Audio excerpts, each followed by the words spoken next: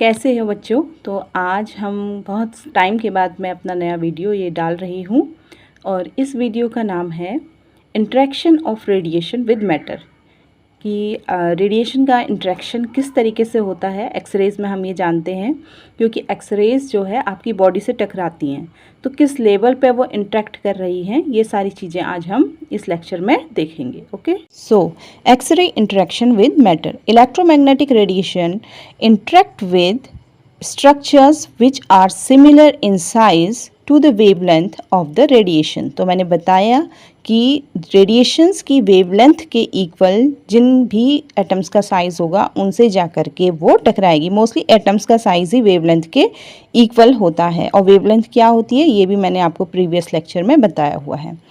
X-rays have very short wavelength, no longer than approximately 10 raised to the power minus 8 to 10 raised to the power minus 9 metre, मतलब बहुत ही छोटा है, nanometre, बहुत छोटा है particle.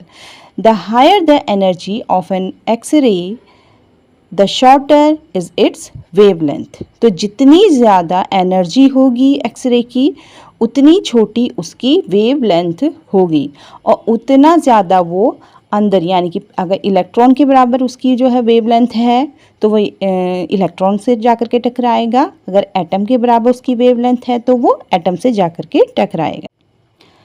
Low energy x-rays tends to interact with the whole atom which have diameter of approximately 10 raised to the power minus 9 to 10 raised to the power minus 10 meter। Moderate energy X-rays generally interact with electron. High energy X-rays generally interact with nuclei। तो बेटा आपकी समझ में आ गया होगा कि जिनकी भी एनर्जी कम है, जिन भी एक्सरेज की एनर्जी काफ़ी कम होती है, वो होल एटम से जाकर के टकराएंगे। ठीक है, जिनकी उससे थोड़ा ज़्यादा होती है, मतलब मॉडरेट एनर्जी होती है, वो किससे जाकर के टकराएंगे? इलेक्ट्रॉन से जाकर के टकराएंगे। और जिसकी बहुत ही ज़्यादा एनर्जी होती है, एनर्जी का मतलब होता है पेनिट्रेबिलिटी, कितना वो छेद के जा सकता है, भेद के जा सकता है, कितना अंदर तक जा सकता है, ये होता है पेनिट्रेबिलिटी। तो जितनी ज़्यादा एनर्जी होगी एक्सरेज की, या ये कह लें कि जितनी ज़्यादा पेनिट्रेबिलिटी होगी, तो वो कहाँ जा कर के अटैक करेगा? न्यूक्लियस पे जा कर के अटैक करेगा। अब आगे बढ़ते हैं। There are 5 mechanism by which X-rays interact at these various structural levels: coherent scattering, Compton effect, photoelectric effect, pair production and photo disintegration। तो सबसे पहले हम जानते हैं कोहेरेंट स्कैटरिंग। कई सारी बुक्स में आपने देखा होगा कि सबसे पहले कॉम्पटन इफेक्ट को लिया गया है, लेकिन मैं हमेशा क्या करती हूँ, सबसे पहले कोहेरेंट स्कैटरिंग को लेती हूँ। उसको लेने का कारण ये है कि एनर्जी सबसे कम से ज़्यादा की तरफ को मैं बढ़ती हूँ। कोहेरेंट में क्योंकि एनर्जी, एक्सरेज की एनर्जी सबसे कम होती है, इसीलिए सबसे पहले मैं कोहेरेंट स्कैटरिंग को ही लेती हूँ। तो आइए अब स्टार्ट करते हैं। Coherent scattering: X-rays with energies below approximately 10 kiloelectron volt interact with matter by coherent scattering. It is also called classical scattering or Thomson scattering. J.J. Thomson described the coherent scattering of an X-ray with an electron। इसी वजह से इसको Thompson scattering भी बोला जाता है। आप देखिए कि कोहेरेंट स्कैटरिंग में एक्सरेज की एनर्जी कितनी है? 10 किलो इलेक्ट्रॉन वोल्ट से भी कम। अब देखिए कोहेरेंट स्कैटरिंग भी अगेन डिवाइड है। Types of coherent scattering: there are 2 types of coherent scattering, Thomson scattering and Rayleigh scattering. Thomson scattering, single electron is involved in this interaction, and Rayleigh scattering, it results from cooperative interaction with all electrons of an atom। In interactions को आप इस तरीके से ले सकते हैं जैसे कि अर्थक्वेक के समय होता है। तो अर्थक्वेक जब बहुत कम उसकी एनर्जी होती है तो वो कई बार कुछ लोगों को ही उसका आभास हो पाता है, सभी लोगों को उसका आभास नहीं हो पाता है। तो इसी तरीके से है हमारी कॉम्पटन स्कैटरिंग। जब इसकी एनर्जी बहुत कम है, 10 किलो इलेक्ट्रॉन वोल्ट से भी कम है, तो ये जा कर के या तो पूरे एटम को हल्का सा हिला देगा, ठीक है, या फिर किसी एक सिंगल इलेक्ट्रॉन के साथ जा कर के इलेक्ट्रॉन को हल्का सा हिलाएगा। ज़्यादा कुछ नहीं करता है एटम के साथ में या इलेक्ट्रॉन के साथ में, बस हल्का सा हिला देता है, ठीक है। और जो एक्सरेज है वो स्कैटर्ड हो जाती है, जो पूरा का पूरा एक्सरेज है वो स्कैटर्ड हो जाती है। तो जैसे अर्थक्वेक में होता है, हल्का सा किसी किसी को ही पता लगता है जब बहुत हल्का अर्थक्वेक आता है, तो उसी तरीके से क्या है, कोहेरेंट स्कैटरिंग है। या एक और मैं आपको एग्जांपल देना चाहूँगी, जब छोटी क्लास में क्या होता है, या कई बार आपने देखा होगा, अगर किसी को खिसकने के लिए बोला जाता है भीड़ में कि थोड़ा सा पीछे पीछे को हो जाइए, तो कई सारे लोग क्या होते हैं, हल्का सा ही पीछे को मूव करते हैं, ठीक है। वो अपनी जगह से नहीं हिलते हैं, हल्का सा मूव कर देंगे, जैसे पीछे को बैठे वहीं पर ही रहते हैं। तो ये क्या चीज़ है, ये कोहेरेंट स्कैटरिंग की तरह आप इसको सोच सकते हैं, ठीक है। अब यहाँ देखिए, ये डायग्राम में दिखाया गया है कि इंसिडेंट एक्सरे जिसकी एनर्जी क्या है 10 किलो इलेक्ट्रॉन वोल्ट से भी कम है, वो जब या तो होल एटम के साथ में इसको इंटरेक्ट करेगा या फिर सिंगल इलेक्ट्रॉन इन्वॉल्व होगा, तो वो क्या करता है, जस्ट टच करते हुए स्कैटर्ड हो जाता है एक्सरे, ठीक है। ज़्यादा कुछ नहीं करेगा, इलेक्ट्रॉन के साथ में टच करेगा उसको और बाहर निकल जाएगा। टच नहीं करता है, जस्ट साइड से होकर के निकल जाता है, ठीक है। तो आप डायग्राम इसी तरीके से बनाएंगे। इसमें न्यूक्लियस, इलेक्ट्रॉन्स, शेल्स, कौन से इलेक्ट्रॉन्स हैं, आउटर शेल इलेक्ट्रॉन है या इनर शेल इलेक्ट्रॉन, ये हर एक इन्फॉर्मेशन काफ़ी अच्छे से आप देंगे, तभी आपका आंसर पूरा माना जाएगा। चलिए अब आगे बढ़ते हैं। Incoherent scattering the incident x-ray interact with a target atom causing it to become excited. तो टारगेट एटम क्या होता है, एक्साइटेड हो जाता है, क्योंकि उसको भी तो एनर्जी तो मिल ही रही है ना।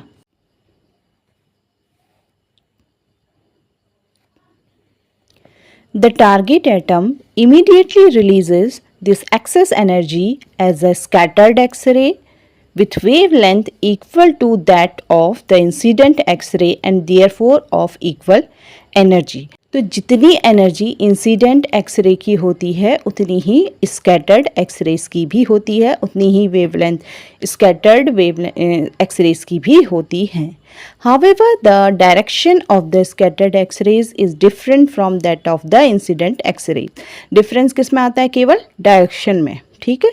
कि इसका रिजल्ट क्या होता है, इसका रिजल्ट है the result of coherent scattering is a change in direction of the X-rays without a change in its energy। There is no energy transfer and therefore no ionization।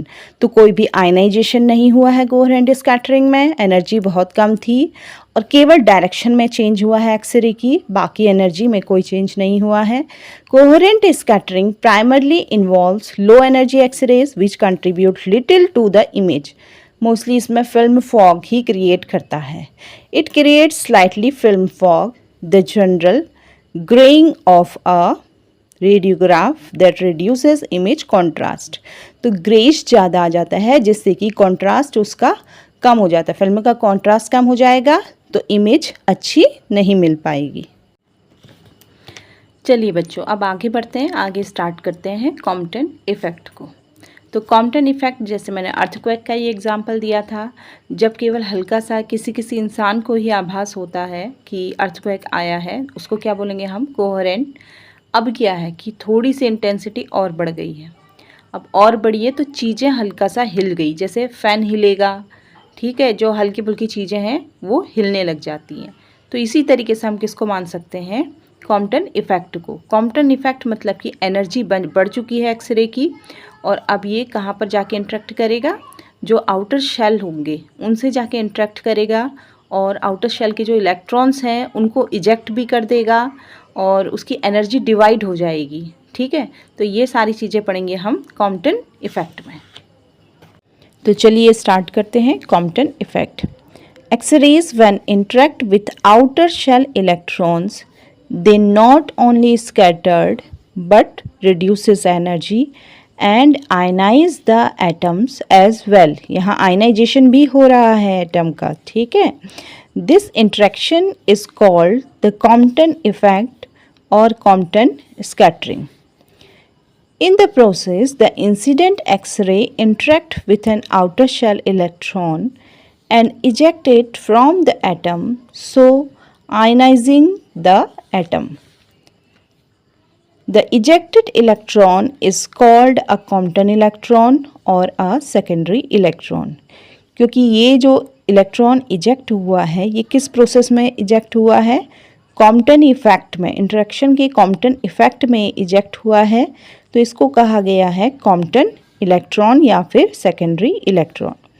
The X-rays scattered in different direction with less energy. X-rays हमेशा दूसरी ही direction में जाएंगे। क्यों? क्योंकि जब आप किसी भी बॉल को किसी वॉल पर मारते हैं, ठीक है, या कैरम बोर्ड खेल रहे हैं तो स्ट्राइकर से स्ट्राइक करते हैं, तो अगर किसी दूसरे पर जा कर के टकराता है, दूसरी गोटी पे जाकर टकराता है, तो क्या होता है, उसकी डायरेक्शन हमेशा चेंज हो जाती है। स्ट्राइकर की जो टकरा रहा है उसकी डायरेक्शन हमेशा चेंज होती है। आप बॉल को थ्रो कर रहे हैं तो बॉल की डायरेक्शन हमेशा चेंज होगी। ये एक रूल है कि उसकी डायरेक्शन हमेशा चेंज हो जाती है दूसरे से टकराने के बाद। ये कहा कि the X-rays scattered in different direction with less energy. तो अब हम बात करेंगे energy of Compton scattered X-rays की। ये जो एनर्जी है, ये एनर्जी क्या है, एनर्जी के बारे में बात करेंगे कॉम्पटन स्कैटर्ड की। The energy of the Compton scattered X-ray is equal to the difference between the energy of incident X-ray and energy of the ejected electron. तो इसको हम समझते हैं किससे, डायग्राम की हेल्प से समझते हैं। तो यहाँ देखिए, ये है आपका कॉम्पटन इफेक्ट का डायग्राम है। न्यूक्लियस हो गया, ये inner shell, then outer shell, उनमें इलेक्ट्रॉन्स हैं। इंसिडेंट एक्सरे आई, ठीक है, इंसिडेंट एक्सरे आई और ये इस इलेक्ट्रॉन को जो यहाँ पर था उसको इजेक्ट कर दिया, तो ये कहलाया कॉम्पटन इलेक्ट्रॉन, ठीक है। और ये किसी दूसरी डायरेक्शन में चली गई, स्कैटर्ड हो गई, तो इसको कहा हमने स्कैटर्ड एक्सरेज। अब अभी बात किसकी हुई कि स्कैटर्ड एक्सरेज की एनर्जी कितनी होगी। तो स्कैटर्ड एक्सरेज की एनर्जी जो पूरी की पूरी एनर्जी है, जैसे ये वाली एनर्जी है, इंसिडेंट एक्सरे जो है वो 2 में डिवाइड हो गया है, इसकी एनर्जी 2 में डिवाइड हुई है, कॉम्पटन इलेक्ट्रॉन में और स्कैटर्ड एक्सरेज। मतलब इस इलेक्ट्रॉन को बाहर निकालने में भी इसकी एनर्जी लगी है और दूसरा आधी एनर्जी कहाँ गई है, स्कैटर्ड एक्सरेज में। तो अगर हम मैथमेटिकली देखेंगे तो स्कैटर्ड एक्सरेज में कितनी एनर्जी होगी, इंसिडेंट एक्सरेज की माइनस कॉम्पटन इलेक्ट्रॉन की जितनी एनर्जी होगी उसके इक्वल होगा स्कैटर्ड एक्सरेज की एनर्जी, ठीक है।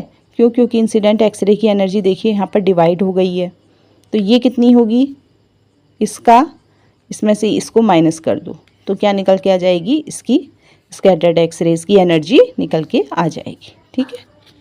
The energy of the ejected electron, अब इजेक्टेड इलेक्ट्रॉन की एनर्जी कितनी, the energy of the ejected electron is equal to its binding energy plus the kinetic energy with which it leaves the atom. तो ejected electron के अंदर कितनी energy होगी, जितनी उसकी बाइंडिंग एनर्जी होगी, ठीक है। बाइंडिंग एनर्जी कितनी, जितनी एनर्जी के साथ में वो इलेक्ट्रॉन्स एटम से बंधा हुआ है, अपने शेल से बंधा हुआ है, ठीक है। तो पहले तो उतनी एनर्जी लगानी पड़ेगी उस इलेक्ट्रॉन को बाहर निकालने के लिए।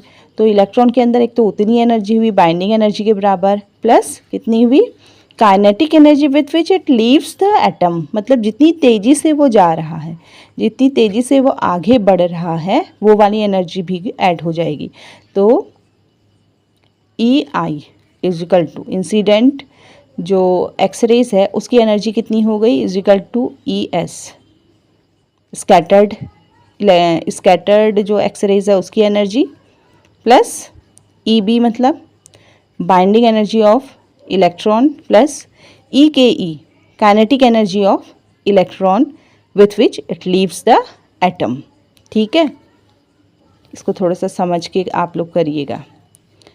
इंसिडेंट एनर्जी की, इंसिडेंट एक्सरे की एनर्जी, ये इंसिडेंट एक्सरे की एनर्जी कितनी है, स्कैटर्ड एक्सरे की एनर्जी प्लस कॉम्पटन इलेक्ट्रॉन की एनर्जी। और कॉम्पटन इलेक्ट्रॉन की एनर्जी कितनी है, बाइंडिंग एनर्जी इस इलेक्ट्रॉन की बाइंडिंग एनर्जी और काइनेटिक एनर्जी जिसकी हेल्प से ये बाहर निकला है, ठीक है। तो ये एनर्जी हो गई। ये चीज़ मैंने आपको बता दिया। E I equal to energy of the incident x-ray, E S equal to energy of scattered x-ray, E B equal to electron binding energy, E K E kinetic energy of electron. ठीक है, आगे बढ़ते हैं। During the Compton interaction most of the energy is divided between scattered x-ray and Compton electron. बार बार ये बताने में लगी हुई हूँ। Scattered x-ray retain most of the energy, scattered X-ray के पास ही ज़्यादा एनर्जी होगी। ठीक है, both scattered X-rays and Compton electron may have sufficient energy to undergo more ionising interaction before losing all their energy. मतलब यहीं पर ही ख़त्म नहीं हो जा रही है प्रोसेस। ये जो स्कैटर्ड एक्सरेज हैं ये फर्दर इंट्रैक्शन करेगा किसी दूसरे एटम के इलेक्ट्रॉन के साथ में। क्यों? जब तक इसकी एनर्जी पूरी लॉस नहीं हो जाती है, जब तक ये कॉम्पटन इलेक्ट्रॉन मतलब जब तक इसके अंदर एनर्जी प्रेजेंट रहेगी तब तक ये स्कैटर्ड एक्सरे क्या करेगा, फर्दर इंट्रैक्शन करते रहेगा, मतलब आयनाइजेशन करते रहेगा। अब देखिए लास्ट में क्या हुआ, ultimately scattered X-ray is absorbed photo electrically. Last में ये एब्जॉर्ब हो जाएगा photo electrically. Compton electron losses all of its kinetic energy by ionisation and excitation and drop into a vacancy in an electron shell previously created by some other ionizing event। मतलब कि ये drop हो जाता है किसी ionising event में, जो shell में खाली स्पेस बच गया था उस स्पेस में जो इलेक्ट्रॉन है वो ड्रॉप हो जाएगा। कॉम्पटन इफेक्ट में कुछ कैरेक्टरिस्टिक, कुछ स्पेशल चीज़ें होती हैं, कुछ उसकी खासियत होती है। वो क्या है? Characteristics of Compton effect, the probability of Compton effect is inversely proportional to the energy. मतलब कि एनर्जी ज़्यादा नहीं चाहिए, कम एनर्जी होगी। एनर्जी कम होगी तो कॉम्पटन इफेक्ट ज़्यादा होगा। ठीक है, क्योंकि इन्वर्सली प्रोपोर्शनल है ये एनर्जी के, 1/E है, इसलिए जितनी कम एनर्जी उतना ज़्यादा कॉम्पटन इफेक्ट होगा। और अगर कॉम्पटन इफेक्ट कम हो रहा है इसका मतलब इंसिडेंट एक्सरे की एनर्जी क्या है, काफ़ी ज़्यादा है। Compton effect decreases as X-ray energy increases.